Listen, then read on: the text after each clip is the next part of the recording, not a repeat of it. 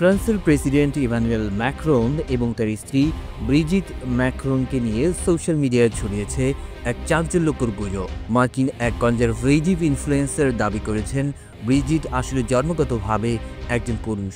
খবরটি ছড়িয়ে পড়তেই আন্তর্জাতিক অঙ্গনে শুরু হয়েছে তুমুল বিতর্ক।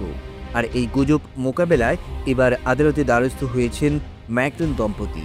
মার্কিন ইনফ্লুয়েন্সার ক্যান্ডেস ওয়েন্স সামাজিক মাধ্যমে দাবি করেন প্রেসিডেন্টের স্ত্রী ব্রিজিট ম্যাক্রন নারী নন।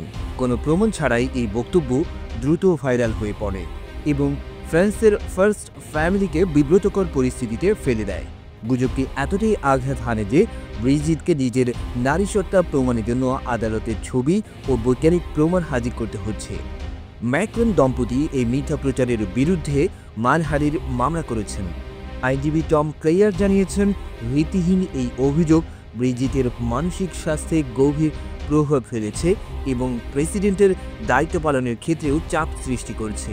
তিনি বলেন, পরিবারের উপর আক্রমণ হলে যে কেউ ভেঙে পড়ে, আর প্রেসিডেন্টও এর ব্যতিক্রম নন। ক্লেয়ার আরও নিশ্চিত করেছেন, আদালতে এই অভিযোগ প্রমাণহীন বলেই প্রমাণিত হবে। প্রয়োজনে ব্রিজিট তার গর্ভধারণের ছবি এবং সন্তান লালন পালনের প্রমাণও হাজির করতে প্রস্তুত।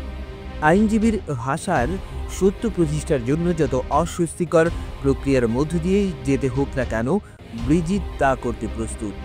এখন দেখার বিষয়, এই আইনি লড়াইয়ের পরিণতিতে শুধু গুজবের অবসান হয় কিনা, নাকি আরও বড় রাজনৈতিক প্রভাব তৈরি হয়।